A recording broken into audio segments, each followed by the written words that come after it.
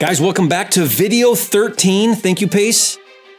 This has been so much fun. We're cranking out these creative finance videos. Guys, if you haven't already, there's an entire series here. We'll put the playlist link below. Be sure to check these out.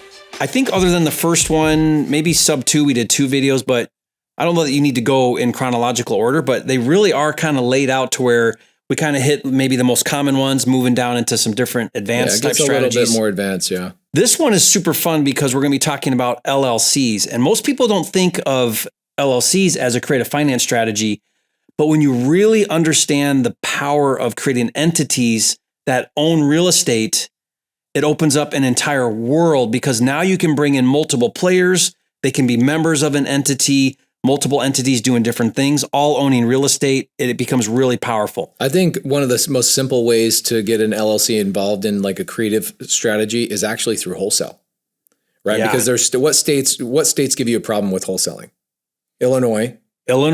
Yeah. Well, there's several states now that have, wherever you're going in the future, they're cracking down on the assignment. Arizona, they just required last year, they required you as a wholesaler to tell your buyer or tell your seller, I intend to wholesale this. Disclosure. So what's kind of fun is if you buy it in an LLC, and then I can, instead of me assigning it, I can actually have my buyer either be on that LLC with me when he closes on it. So then that way I'm actually a member of that LLC, or B, I can sell the LLC to my end buyer. Yeah. And the reason why I use this strategy quite often is because all bank contracts have no assignments. So REOs and short sales, and the banks will not remove that. Like you can't cross it out and they're going to agree to it. They will not allow assignments of contracts, which means your only other option if you want to wholesale is double close. Well, what if you don't want to double close? Well, so let's break this down. Because double closing can get pricey. Because you're paying, usually there's a financing. Now we have a funding program. We do the first one for free. It's really cool, but that honestly is like one of my favorite things you've done. What's that thing called? If you go to usejerryscash.com. Okay. So this was like 4 or 5 months ago. You and I were just talking on the phone and about whatever. And you told me you had this going on. I was like, that's insane. You're giving people their first double closing for free. Yeah. And then we lock them in at 1 point per transaction after that, which is a great deal. Usejerryscash.com. Mm-hmm. Amazing. Yep. You can sign up for that program. So if you don't want a double close, because a double close would essentially mean I have to buy it once and then immediately my buyer buys it again from me. So you have two titles. That's right. 2 escrow fees. You've got all sorts of stuff doubled down, right? It's double close. And even if you somehow don't have to pay financing, like it's called transactional funding, you're still going to have closing fees when you buy and closing fees when you sell. You cannot get out of that because you're the buyer on transaction 1, the seller on transaction 2. So it eats into your wholesale fee. Now, sometimes it makes sense because either you're trying not to disclose to the seller how much you're making or your buyer how much you're making or whatever reasons. Like there's reasons why double closing is a great strategy. But if you do this LLC hack strategy, you can essentially do a single closing where you're not assigning your contract. And that's what's so cool about it. Jerry does this more often than I do. So I'm going to ask him a couple of questions, but I'm going to ask you guys a question first. Ben told us that we're slouching. So if you guys think we're slouching in the chairs, please make a comment down below. Who's slouching more, Pace or Jerry? In the last video, Pace, you were like this for a bit. I was chilling. I was like, I'm having such a great time just hanging out, talking about creative finance. So we can do it in wholesaling, right? But what are some other creative ways that I can use LLC swaps or an LLC? I can sell an LLC. Is there anything else that I can do besides that? I use LLCs quite a bit with my private investors. And here's how I do it. Let's say that I'm doing a deal and I need $500,000. Well, if I go to 3 different investors that each want to combine to 500, I don't want to have 3 different loans. Yeah. Right? Or 3 different positions, like a first, second, third position with these different lenders. You can do it that way, but man, talk about complicated. Well, then also, so I just did this. This is really great that we're talking about this. So same thing, I'll let you finish, but the other thing is first, second, third, fourth position, you also is like, who am I giving the first position to? And who am I giving the fourth position? It creates some conflict. Like I've had a lender and they were bringing $100,000 and they were like, this was back before I started doing LLCs. And they were like, there's 3 other investors in front of me. I don't want to be fourth position. If this thing goes south, I'm last in line to get paid. I'm like, yeah, but you're bringing the lowest amount of capital to the deal. Yeah. So instead, what we do now is we'll form a new LLC, super easy to do. Once you learn how to set up an LLC in your state, certain states are better than others, but we set them up. I've got my credit card on file at Arizona, Utah, and Michigan, where it's a form sent in, my LLC set up. Like it's that easy. And then the operating agreement tells you what the LLC does, who the members are, what their functions are, what their responsibilities are. What you do if somebody's acting a fool and you got to kick them out, whatever. Because there might even be a situation. So my deal, I'd love to hear some of your structures. I had a student of mine in California calls me up and he goes, hey, I need $300,000 to fund this deal. And I go, I don't have 300 grand. All my money's deployed in deals, or I'm buying a title company, or I'm buying whatever I'm buying. But I got 100 grand. And so what I did is I go, I'll put 100 grand in. Let me go find the other couple of people.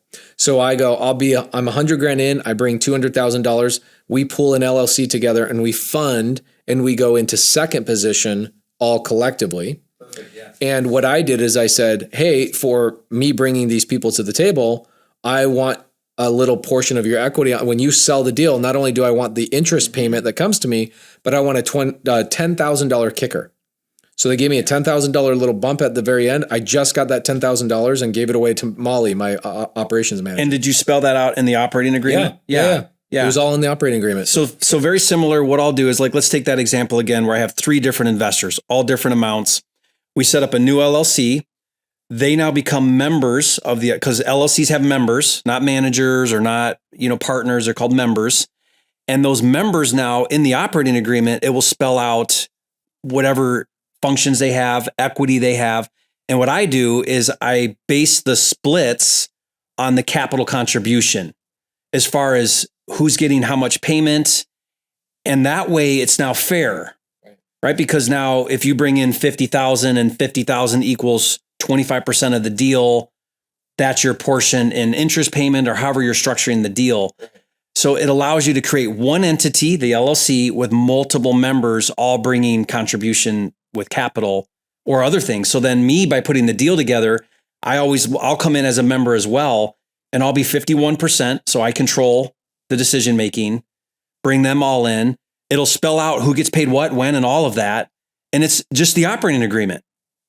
And it's pretty simple to do. So I'll give you an example, one I just did yesterday. We just set up the LLC operating agreement. We're getting the EIN number today. Hey, just a quick thanks to one of our sponsors, and we'll get right back to the video. This video is brought to you by PropWire. Now, I get asked all the time how to find motivated seller leads, and PropWire is simply the best software for finding leads and downloading lists. And the best part is, it's 100% free, and there are no limit to how many leads you can download. PropWire has vacant houses, pre-foreclosures, absentee owners, REOs, auctions, high equity properties, probate, tired landlords, and more, plus custom filters and stack lists so that you can laser target the most motivated sellers in your area. Plus, they have cash buyers and private lenders nationwide, so you can quickly wholesale houses and fund your rehab projects. Oh, and one more thing. This is not some 7-day free trial that requires a credit card. Anyone can create a free account with just their email address and start building lists and downloading leads for free right away. Check it out at joinpropwire.com. I went to one of my capital investors that usually lends to me on debt. So I pay interest. And I said, I think I can buy this year 20 to 50 houses on auction, bank properties on auction at the different auction sites. I think I can do it at great deals. I want to buy at 50 cents on the dollar. And I think there's going to be enough volume to do it and not enough people playing. So I went to him and I said, but I need you to be my financing, my capital source on all these deals. And my strategy is going to be, I'm only going to buy them if they're clean. I don't want to be doing big rehabs. And so they need to be vacant. So I got my buy box, right? They got to be vacant. They got to be clean. I'm going to trash them out and resell. That's it. Simple strategy. Trash them out, resell. So he says to me, Jerry, bring me in on equity and I'll fund all these for you. I said, all I want to see is a simple analysis, 50% of Zillow, if we feel good about it. I know exactly how you're going to structure this.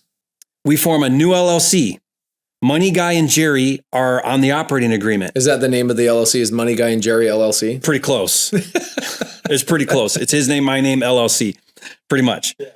And so in the operating agreement, it says we're going to be 50-50 partners. He's going to fund all of it. So he's going to front all the money. That's not possible, Jerry. I can't get started in real estate without any of my own money. So yesterday I bought 7. Pennsylvania. I bought one in Pennsylvania, auction.com? Kansas. Yeah. I bought 7 properties yesterday. I screenshot my winning bids, sent them to him. And I said, these are the first 7. Tell me you're okay with these. 10 minutes later, he sends back and says, I'm good with those numbers. Let's go. So his proof of funds, his cash, we sent into auction.com the LLC. They wanted the LLC, the operating agreement. And what else did they want? The EIN number, mailing address, done. Yeah.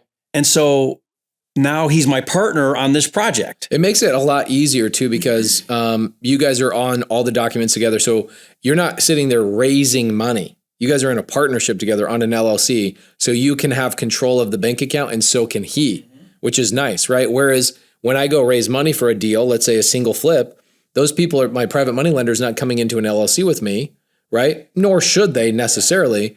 But what's fun is that your lender could just go, hey, Jerry, here's $1 million and plop it in that bank account. And you can essentially just recycle through it. That's way easier on an LLC structure. Oh yeah. So much easier. And what's great about this too is it's a limited partnership. He's not my general partner where now all the other things I'm doing, he's involved in. We create a scope, a project, and it's this project. That way, if a partnership's not going well, we can dissolve it, and that project, whatever that was, is no longer. Or I've had partners where you're one of my favorite people, gives away like so many freebies. I don't know. I have a freebie that I started doing for my students where anytime that I create a document, like an operating agreement, sometimes they cost $2,000-$3,000 for like a really good one written. I don't. Maybe you should like create a template. We give it. Yeah, you do give it. We have it's called LLChack.com or something. I'll put the link, but we give away. They're going to go to LLChacking.com and go, I'm going to look it up so I don't get it wrong. I'll put it on the screen right here. But it's my entire LLC wholesale strategy, and it's all the paperwork. So guys in the comments say thank you, Pace, because he wasn't going to remember. I remembered for you, and I can tell you this stuff saves you thousands of dollars. And understanding how to do this is you'll look at an opportunity. Maybe you'll go to auction.com. And have you done a video about how to buy deals on auction.com yet? No, but I should. He should do a video about There's a lot of strategy on how to buy on the auction. I should watch that video about auction.com. And I'm going to see an opportunity and I go, I want to buy that, but I don't have any money. I don't have any credit. Well, he just told you how to do it. Go find a private money lender. That's right. Now, question I have for you. Sidebar a little bit, but also how important is raising private capital? That's huge. Like if I could go back and learn one skill faster than anything else, it would have been what we're talking about right now, how to find private capital. I think raising money is probably the number one highest value activity real estate investors can do. I call without it a doubt. You cannot grow your business. The golden rule, the person who has the gold rules. Or better yet, the person who controls the gold rules. So you can control somebody else's gold and put it into deals that you're finding, and you're ebbing and flowing between deals. And you're like, man, none of this was my gold. It's the golden rule. You got to learn how to raise capital. If you don't learn how to structure deals with capital, how to raise capital, all creative is also capital structure. Yeah. You cannot grow a thriving real estate business. You have to be able to learn finance. This is the thing that people also don't understand about creative finance is that raising capital and doing it in a creative manner is also a way to get these deals done. Like most people would have been, I'm listening to Dave Ramsey. Hey, Dave Ramsey, if you're not subscribed to Jerry Norton, please, Dave Ramsey, please subscribe. You got Leave a comment.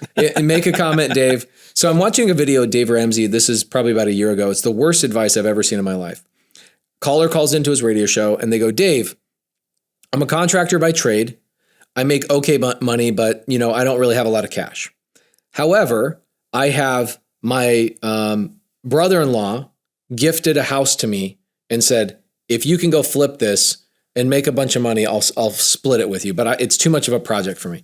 Me as a contractor, I can go do this. The problem is I don't have the cash to do it. Yeah.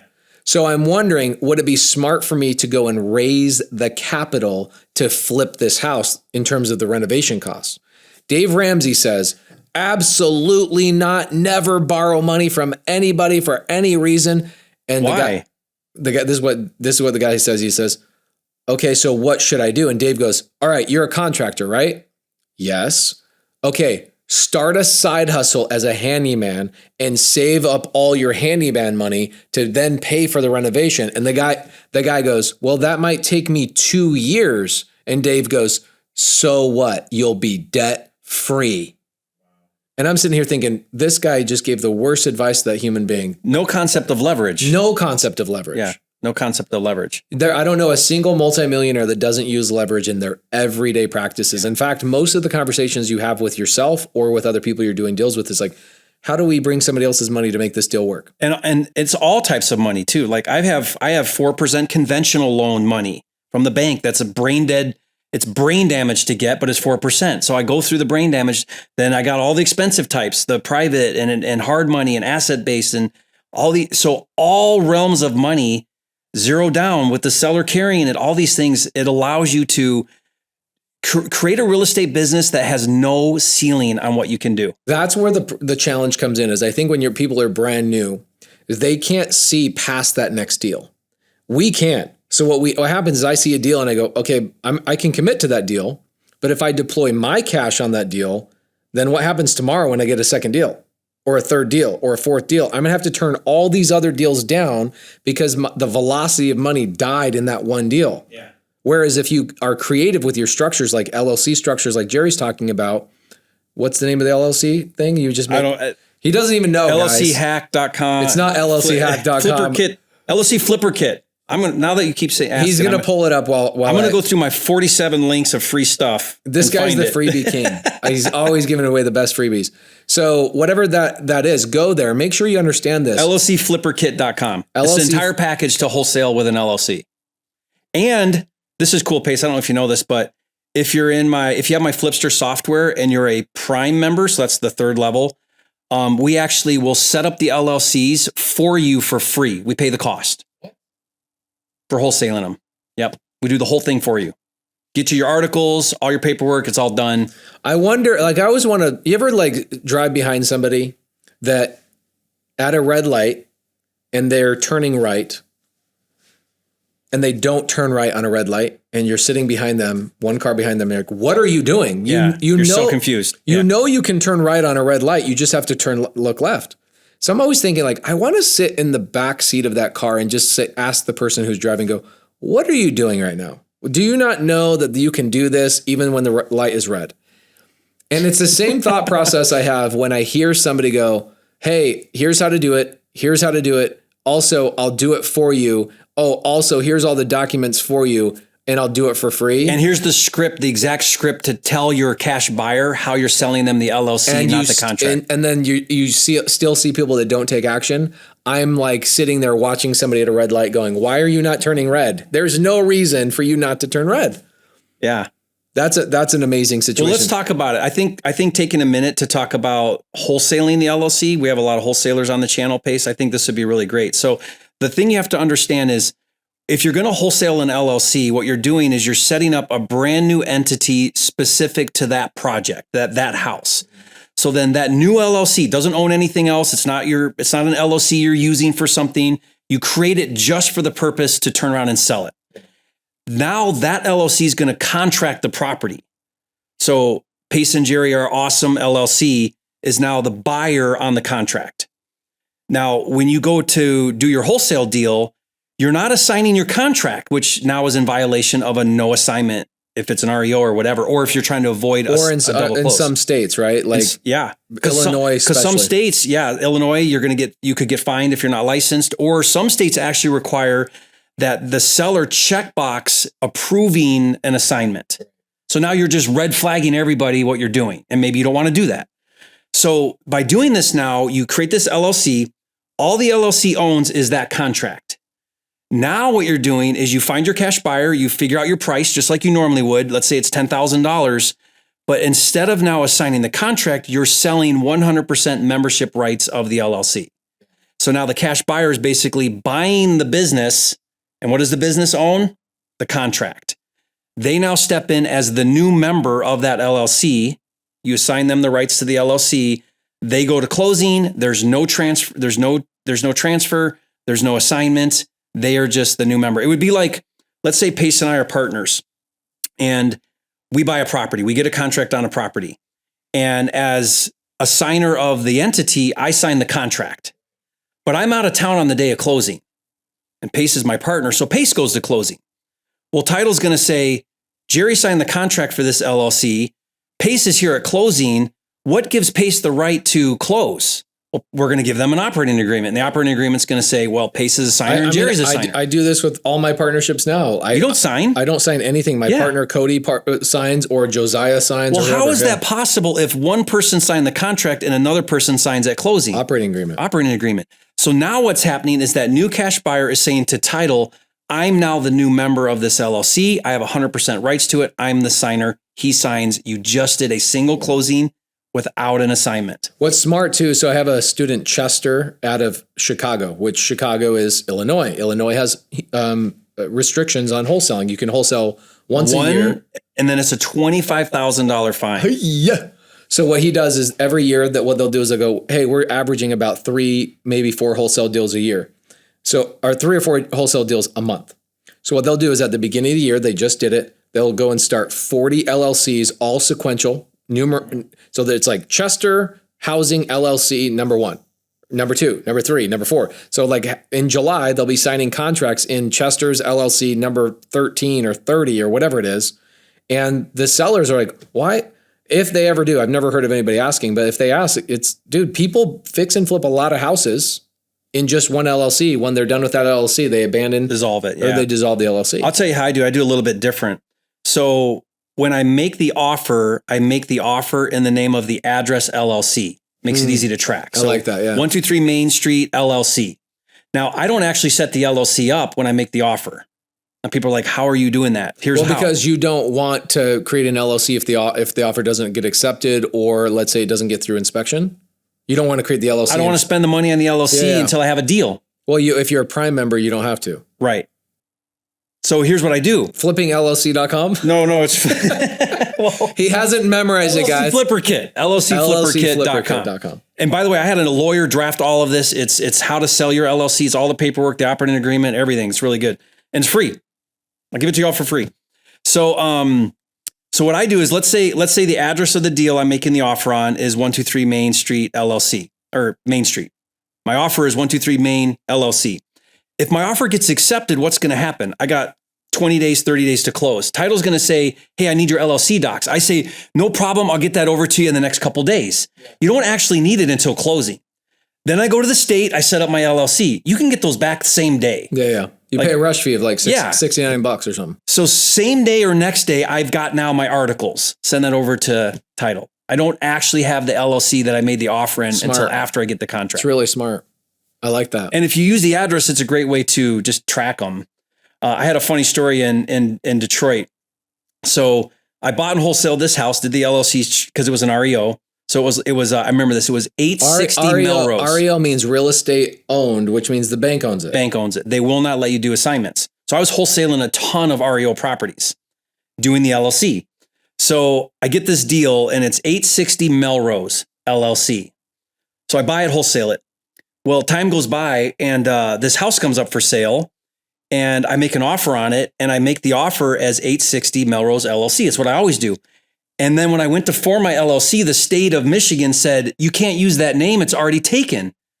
And I'm like, son of a gun, who would use that LLC? Freaking you. It wasn't me. You were buying the deal again? It was my second time wholesaling the same house. Whoever bought it foreclosed again, and it came back through foreclosure. Bank owned it.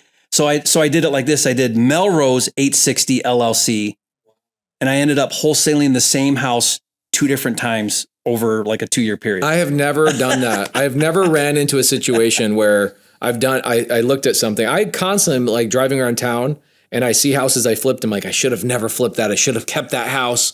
You know, I see that kind of stuff, but I've never had the ability to double dip on one deal before. Well, I mean, in Michigan, like these ranches, brickers, they all look the same. You know what I mean? Like I didn't even know. I didn't even recognize it as a deal I'd already done. So anyway, but that was using the LLC strategy. So LLCs are super powerful for creative type of deals. And like we've talked about in previous videos, when you create like these hybrid loans, second position loans, you got a money lender maybe involved. LLCs can be powerful. Yeah, you can do, the cool thing about an LLC too is like in the Morby method, which is what we were talking about before, is that if I have a DSCR loan or I have somebody coming along the, like my seller says, I'll give you my equity in second position, but my DSCR lender says, no, we don't want second lien position. Then create an LLC and let your seller be a partner with you. And your operating agreement specifically says what he can and cannot do. And it also has a buy-sell agreement, which shows how you buy him out. Same exact terms of what the second lien now they let you do it because it's the seller who owns the LLC as one of the members of the LLC. Makes it easy. Or if you don't want the seller to be on in your partnership and you don't know how to write an operating agreement, well, go to what website? LLCflipperkit.com. LLCflipperkit.com. Or you can have the seller file a UCC1 against your LLC. Now you mentioned that. Let's explain what that means for an LLC. So a UCC1 is basically, in a very simple phrase, is a lien that you put on a business. Okay, because you can put a lien on a house, you can put a lien on whatever, a judgment on an individual. But how do you lien an LLC? How do I prevent that LLC from refinancing, selling, buying, doing anything? Any activity in that LLC has to be approved by whoever has the UCC1 on it. In businesses, it's very common with equipment. Yes, very much. So if someone finances a excavator, divorce situations, right? My attorney was telling me, he's like, I see a lot of UCC1s where like a husband who has a child support situation, a lien on him personally, he'll go, oh, I'm not going to take a paycheck anymore because I don't want to pay the child support. So what he does is he starts just living on the LLC income, but then the UCC forces the disclosure and the opening of that LLC to see what's going on. So UCC1 is very beneficial for a lot of things. These things are crazy. You don't need to know what a UCC1 is to do your first deal, but just to let you know that these things are out there. Have you ever seen a problem that's not solvable? No, I was just thinking, Pace, like the way that you and I live our lives, operate our businesses is when someone says no, it never means no. Yes, no, not that, but maybe something else.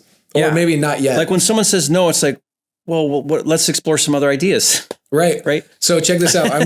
Last night, Cody Sperber calls me and he goes, hey, I've got my training. Will you do my training for me? I go, sure, but I've got a bunch of calls I got to catch up with, agents that are calling me. And he goes, just do your calls on the training.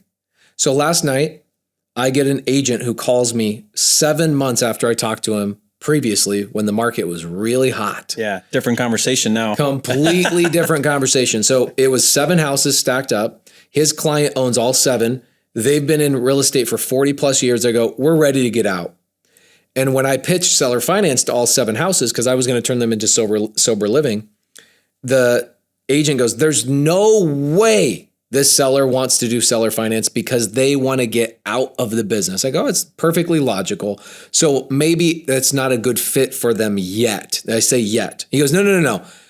It's not a good fit for them at all. I go, okay, no problem. We'll just talk later about it. He goes, no, we're not talking about it later. And I go, okay, we'll see what happens. Yeah. We're not seeing what happens, Pace. And yesterday he calls me up. He goes, hey, is there any options that we can go back to the table on seller finance? Guys, what's cool about seller finance is that it's always this amazing thing that you have in your back pocket. It's always the extra tool you have. It's the ace up your sleeve. It's always the thing that can get a deal done. Even when somebody says no, you go, let me try a different part of it. Let me try a different angle. Let me try a different structure. Let me add an LLC element to this to give you security. That's another thing too, where a seller, let's say a seller wants to sell it to you on seller finance, but they're worried about your credibility, right? And they go, I'll sell to you on seller finance and I'll deed the property to you. So you have the ownership in your name, but I want to have a lien against the property or against your LLC in a UCC1. Or for security reasons, I want to be a silent partner on your LLC so that you get the deed, you have control, but I still have some operating voting rights on the property. If you default, I just take over the LLC. Which if it's a new LLC that's buying the asset, then that's easy to do. And so when people are like, well, how do you avoid foreclosure? See, this is another cool thing is if I'm a seller and I sell to you on seller finance, I could come on your LLC as a silent partner that states that in the event of a default, you defaulting on this, I take over the entire ownership and voting rights of the LLC because you default. Which owns the property. Which owns the property. No foreclosure. LLC structure solves so many cool freaking things. You just have to be willing to be creative on how you want to structure You things. have to be a flipping genius. That too. Awesome. Guys, to really learn these strategies well and to implement these in 2023 and beyond, you've got to learn how to understand these instruments. This is something we've talked about, I want to say it again.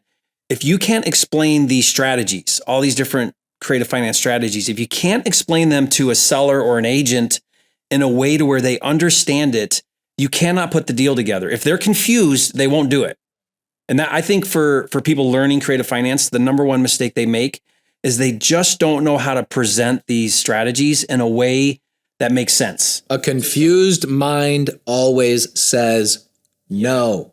So Pace and his team, they're amazing at not just teaching these strategies, live trainings on how to actually do this. You get to watch Pace and his team, even his students, doing these deals.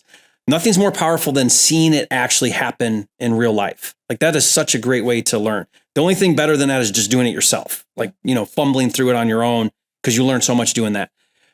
So guys, to really learn these strategies, go to paceandjerry.com. That URL I do remember. He does remember that one, guys. That one's easy to remember. If you go there, you can sign up for a free strategy session with Pace's team. They're going to get on the phone with you. They're going to see what your goals are, what you're trying to accomplish, how much money you want to make. If learning creative financing at a whole new level, a high level where you can actually implement and be impactful, if that's important, then they'll find that out and they'll show you how to be a part of Pace's mentorship. So check that out again, paceandjerry.com. Thank you, Pace, for all you do. You're such an industry leader, and just appreciate my friendship with you. It's easy to be a leader when you're just holding the coattails of the guy that's directly in front of you. No, thank you. I learned so much from you. And guys, leave a comment. Let us know your biggest takeaways in this video, questions you have. I know LLCs that's kind of a big topic, but leave your questions and we're going to do our best over time to get What's to our next video? Next video is, we have dating contract. Do dating contract. We'll do dating contract next. Yeah. That's a kind of unique one too. Most people don't know about. Episode 14, dating contract. Watch for it, guys. We'll see you on the next video. Later.